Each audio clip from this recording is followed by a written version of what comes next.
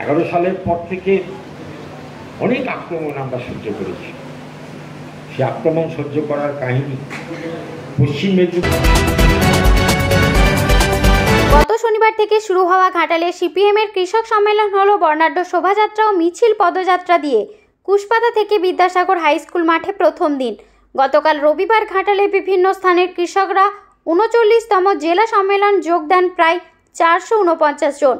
উপস্থিত ছিলেন রাজ্য কমিটির সহসভাপতি পরেশ পাল ও রাজ্য সহ সম্পাদক ভক্তরাম পান।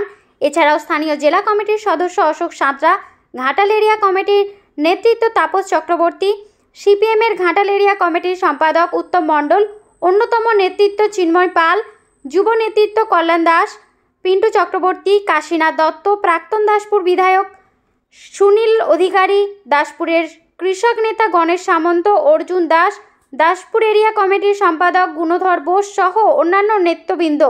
এই সম্মেলনে বর্তমান বিজেপি পরিচালিত কেন্দ্রীয় সরকারের কৃষক বিরোধী নীতির ও বর্তমান তৃণমূল কংগ্রেসের পরিচালিত রাজ্য সরকারের প্রতি কটাক্ষ ও কঠোর সমালোচনা করেন। তথ্য ও রিপোর্টে গঙ্গাধর রায়ের সাথে সুজয় পাঁজা, সংবাদ পাঠে আমি পায়েল মান্না পাঁজা, ঘাটাল বার্তা। ৩৯তম পশ্চিম মেদিনীপুর জেলা সারা ভারত কৃষক সভা সম্মেলন অনুষ্ঠিত হচ্ছে ঘাটাল টাউন হলে। গতকাল থেকে শুরু হয়েছে, অর্থাৎ 11 অক্টোবর থেকে 12 অক্টোবর ঘাটালে এটি অনুষ্ঠিত হচ্ছে।